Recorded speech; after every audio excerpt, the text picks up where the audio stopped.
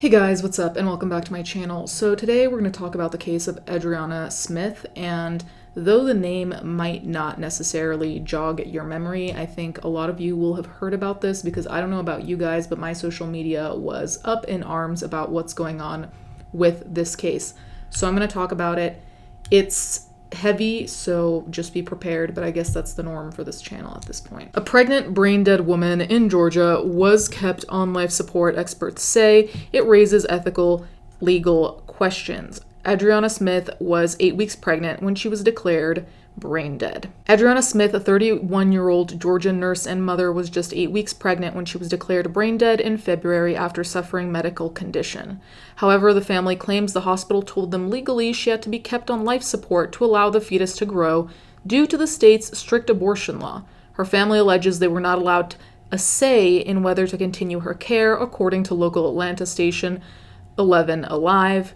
Last week, Smith's baby was born by emergency C-section, weighing under 2 pounds and needing care in the neonatal intensive care unit, reported 11 Alive. Smith's family did not respond to ABC News' request for comment. In a statement to ABC News, Emory Healthcare, the healthcare system Emory Hospitals falls under, said its staff makes medical recommendations for patients using many factors. The top priorities at Emory Healthcare continue to be the safety and well-being of the patients and families we serve. Emory Healthcare uses consensus from clinical experts, medical literature, and legal guidance to support our providers as they make medical recommendations, the statement read.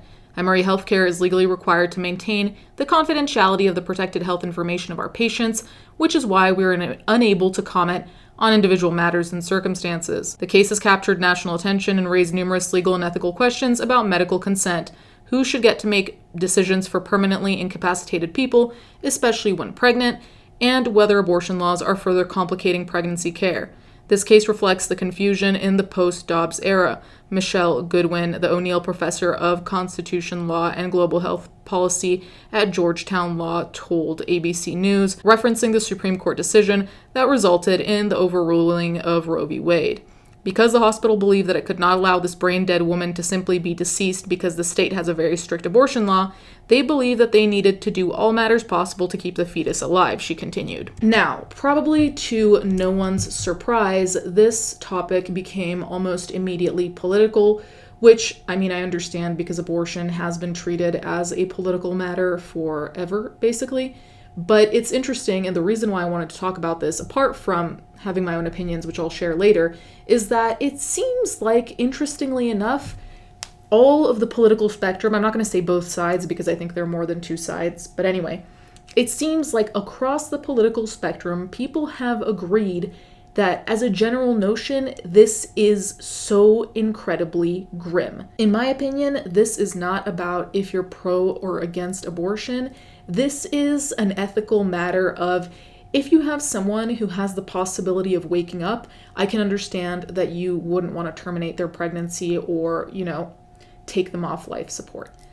On the other hand, if someone is brain dead, they will not be coming back. Forcing them to stay on life support, I think, is already a cruelty in and of itself, and I obviously have personal experience with that. But aside from that, it's also the fact that if someone is brain dead and carrying a child, forcing them I say, but since they're not really in their heads anymore, there's no one really in the body anymore as far as I'm concerned, forcing them to go through all of that to deliver a child who then has only one parent, and potentially not even one parent, because I don't know what the marital status, relationship status was, so I don't know if there's someone who's going to step up or if it's going to be family. I have no idea, and that's also something that should be considered. I find that incredibly, incredibly grim. And aside from that, I was also thinking about the fact that, okay, this child is born. We can hope for the best for this child. We can hope that there's a supportive family, a supportive parent, hopefully. All of the best things we can hope for. But at the end of the day, also, what we have to consider is that unless this child is lied to for the rest of their lives, what psychological effect will it have on you to know that your mother was brain dead and they forced her to carry you to term because of the abortion laws, and that you were basically born out of not a lifeless body, but something that is eerily close to that. Because in my mind, if that happened to me and I found out that that's how I was born, I think that would fuck me up in a completely, I'm not going to say a reversible manner, but in a manner that is extremely severe and that I think would be very hard to come back from with all the therapy in the world. And again, that's also assuming that you have all this support around you. Do we know that this kid will have all this support around them? That doesn't justify, mind you, keeping this poor woman, Adriana Smith, alive to carry the baby to term. But at the same time, it's also like, if we're thinking down the line of the consequences, if we're thinking about this child's future and just their general day-to-day life, I really don't know how you rationalize that to someone. This might be a controversial opinion, but this also goes to the general notion of people who keep other people on life support when it's for sure that they're brain dead. That's already something that I have particular opinions about, that I for the most part, do not think there is a real valid reason to keep a brain dead person on life support. Doctors advised me to, remove someone from life support for that exact reason. So to me, all of this seems like a way to stretch out grief. And we also have to go back to the fact that they did not ask for consent from the family. The family had absolutely no say in this, and I think that that's one of the things that bothers me the most. Because if the family had a say, even if I don't agree, it's the family's business. It has nothing to do with me. On the other hand, the family having basically no say, and the family having to know that their daughter, sister, aunt, whomever Adriana Smith was to whomever, had to stay alive so her baby could be born, and she wouldn't even experience that, and the baby would be born immediately without a mother.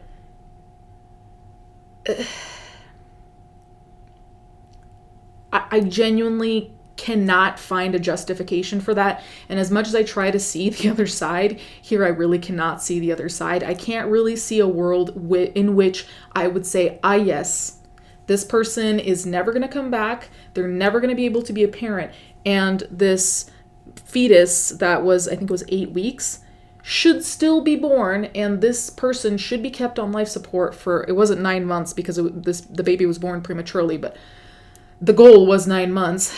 This person should be kept on life support for 9 months to have this child, have in quotation marks, because, you're not really there anymore, so I don't even really know if we can call that having a child. It feels very dystopian, and it just feels like it's a very obvious answer. At least for me, the very obvious answer would be, this should be up to the family, and that's that, honestly. And then whether the family decides yes or no, that's a completely different story. But to turn it into a state thing where it's like the family doesn't even have a say, so the family has to endure this ongoing grief, like your child is already technically dead, but not entirely dead, so you have to wait all of these months until their baby is delivered, and then your child is officially dead? What kind of trauma are you trying to put people through? Truly, I tried to analyze this from any other perspective, and I really cannot get to any other conclusion than what I'm saying right now. What happened to Adriana Smith?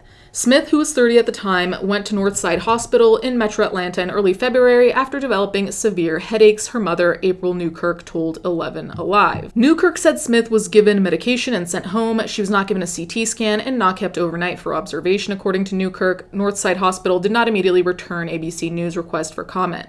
Newkirk said Smith's boyfriend woke up to her daughter gasping for air, and she was taken to Emory Decatur and then Emory University Hospital, where a CT scan showed multiple blood clots in her brain, according to 11 Alive. She was declared brain dead on February 19th. Now, this is the other part of this case that bothers me, because I'm wondering if there was a level of neglect of care on the doctor's behalf. Now, granted, I don't know what went on in that room when she went in for her headaches, but I'm assuming that if she went in, it was severe enough that they should have actually checked and looked further, right?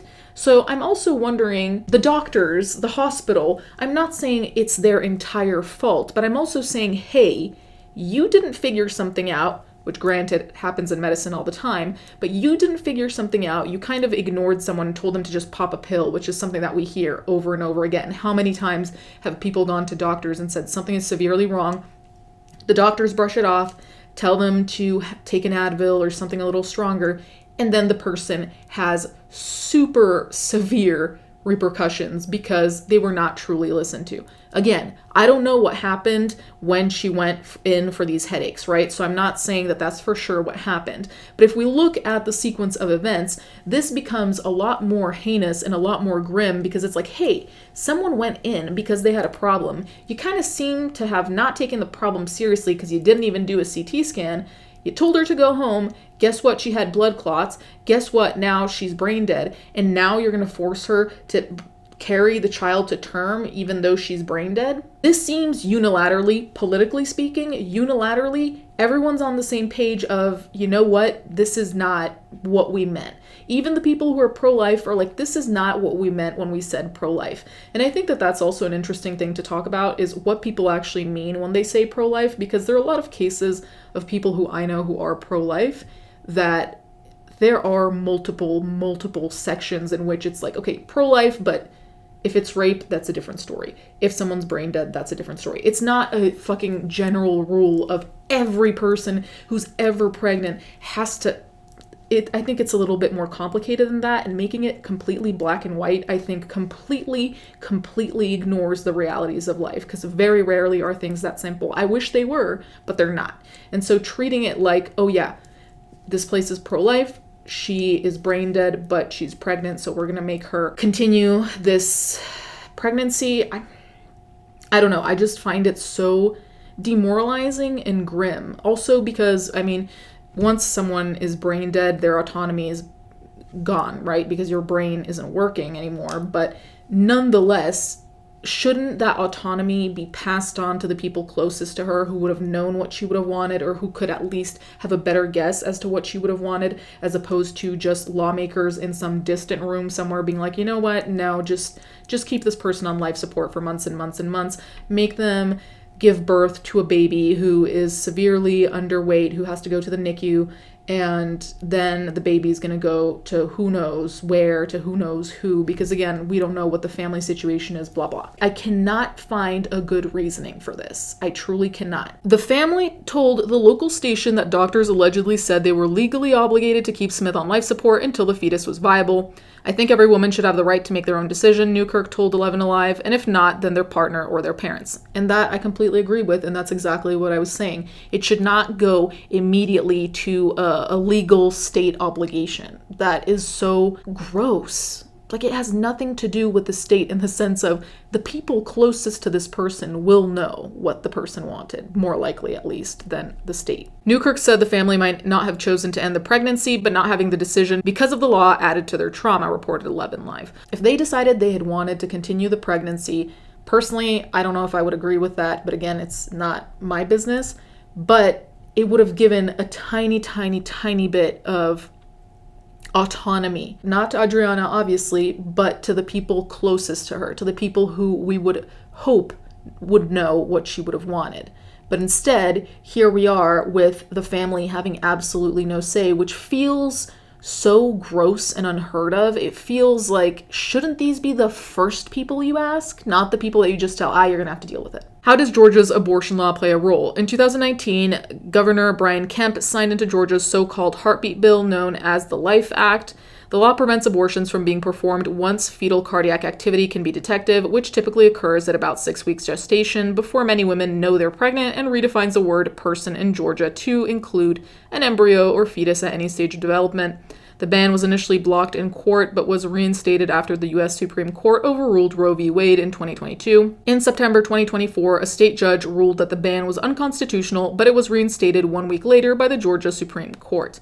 Goodwin said the act does not explicitly state that a deceased pregnant patient must be kept tethered to mechanical ventilation, and there is no legislative history suggesting this was the intent of legislators who wrote the law. Arthur Kaplan, a professor of bioethics at NYU Grossman School of Medicine, believes the hospital could have misinterpreted Georgia's abortion law. What happened had nothing to do with abortion, Kaplan told ABC News. The hospital said they felt they had their hands tied, they couldn't do anything, they might break the abortion laws. Stopping care on a dead body that's pregnant is not an abortion. It just isn't. There's no way it can be. Thaddeus Pope, a law professor and bioethicist at Mitchell Hamlin School of Law in St. Paul, Minnesota, agreed, saying if the family had declined continuing organ-sustaining treatment for Smith, it would not qualify as an abortion. Yes, it would cause the death of the fetus, but that would not have been the goal or the intent or the motive, and that's a requirement under the definition of an abortion in the state of Georgia, he told ABC News. He added that Emory healthcare professionals may have been worried about turning off life support due to the fetal personhood section of the act. In a statement to 11 Live in May, the Georgia Attorney General's office clarified that the act did not require Emory to keep Smith on life support. The office did not return ABC News' request for comment. So this is the other thing that bothers me, is that it seems like when these legislations are passed, a lot of people who should know exactly what they mean do not know.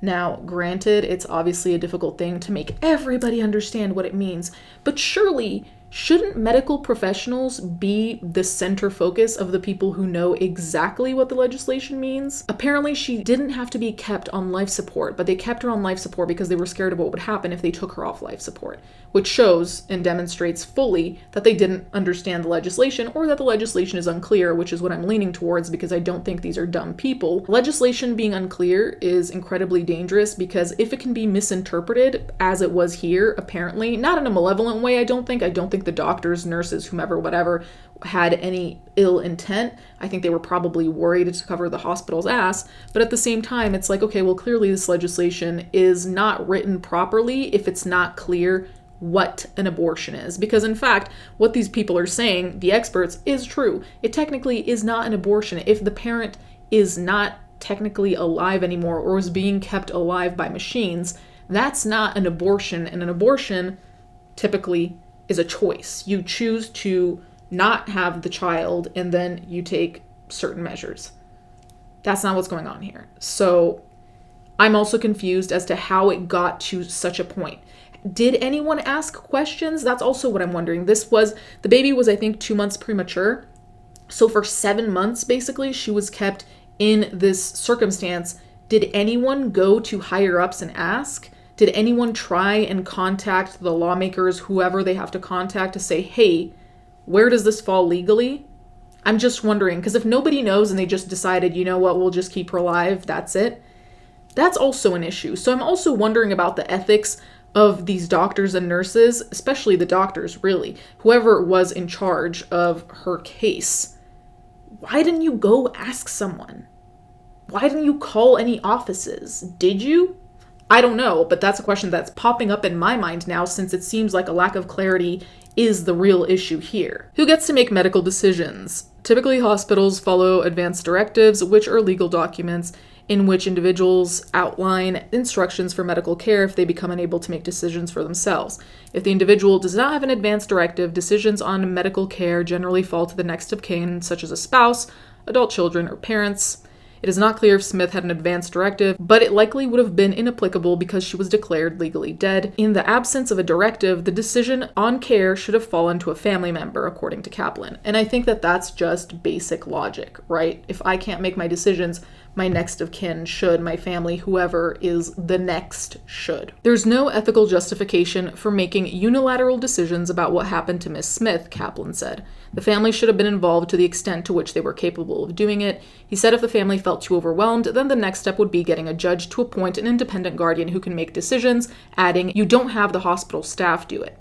Pope said that under the Georgia Advance Directive for Healthcare Act of 2007, a pregnant patient cannot be removed from life-sustaining treatment if the fetus is viable, even if there is an advance directive request the removal. However, he said it would not apply to Smith because she was declared brain dead. Goodwin said she believes the landscape in post-Dobbs America means more cases like Smith's are likely to occur, and there will be confusion over what treatment to provide. Many state abortion laws have criminal penalties against medical providers, doctors, nurses, or hospitals that perform abortions, which leads to providers being overly cautious, she explained. So what were the gold standards of treatment have now been put to the sidelines, as there's just simply confusion and a sense that better to not provide services, better to keep a person on ventilation who's brain dead than to act according to medical training and ethical training, Goodwin said. Kaplan said there are ethical concerns raised about maintaining artificial breathing and heart function for Smith to help the fetus grow. The baby was incubated in a dead body. Is that normal, he said? Did the baby get enough oxygen, nutrients from a dead body? Sadly, I'm not yet convinced that just because a baby has been delivered that the outcome is going to be good. Whether the family decided they did not want to keep Smith alive to save her baby, the choice should have been theirs, Pope said. Arguably, that same choice that would have been presented to the pregnant patient herself should be presented to the pregnant patient's substitute decision maker, he said. Is there an obligation to keep the fetus alive? Newkirk told 11 Alive doctors, told the family that Smith's baby had built up fluid in the brain and there were concerns of health issues, including a risk of blindness or not being able to walk. This decision should have been left to us. Now we've been left wondering what kind of life he'll have, and we're going to be the ones raising him, she told the station. Although doctors were hoping to keep Smith alive up until 32 weeks gestation, an emergency C-section was performed at 25 weeks gestation. It's unclear why the emergency C-section was needed. Baby Chance was born weighing 1 pound and 13 ounces and will require NICU care, according to 11 Live. A legally dead pregnant patient being kept on life support for so long is very rare. A 2014 review found most documented cases show gestation being prolonged by 2 to 6 weeks in legally dead pregnant patients. Additionally, a systematic review from German researchers found 30 such cases in medical literature between 1982 and 2010. Of those cases, just 12 viable infants were born and survived the neonatal period, which is the first 28 days of life. I think there's a lot of lessons about the impact of abortion and fetal personhood laws, Pope said. I think this is an extreme example that shows the impact is far wider than just preventing a so-called traditional abortion, and I think it adversely impacts healthcare of pregnant women. So, like I said before, the thing here that seems to be a very big issue is the clarity of what an abortion means, right? Because as was said by multiple people in this article, if the mother is brain dead, is that really an abortion? And according to all of these people, it's not, and I agree that it's not, because an abortion, again, in its traditional meaning, is a choice you are making to end the life of the fetus. So, I really don't understand why this was dragged on for so long. I also don't understand why the doctors didn't get anyone who knew anything about legislation, a lawyer, to step in and say, hey, you know what? This is not a good idea, because realistically, I don't think it's a good idea. We don't know in what condition this baby is born, in the sense of, did this baby get the nutrients it needs? There was the mention of blindness or not being able to walk. So this baby might also be born on top of being born without its mother, but also with all of these issues that came from his mother not being technically regularly alive without machines. So I really don't understand how all of this occurred, and it's crazy to me that there is so much red tape around stupid shit, and then you have cases like this, which are genuinely life or death, and then it seems like there's no actual prioritization of these cases over silly shit that we see on the internet every day with other laws that are honestly not as important as laws that pertain to children and mothers and their well-being and their survival. I find all of this gross. I don't know why they kept her on life support for so long. I hope that the kid is okay, but at the end of the day, it's very hard for me to believe that the child will have received all the nutrients it needs. And in fact, it was in the NICU, so obviously the baby wasn't in the best of conditions, and understandably so, because his mother was no longer really alive. And there are a lot of people online who are saying that this is relatively equivalent to forcing a cadaver to give birth, which is a very grim way of putting it, but at the end of the day, it is not completely inaccurate. Anyway, you guys can let me know what you think in the comments down below. Thank you guys so much for watching. Thank you to my patrons as always, and I'll catch you guys next time.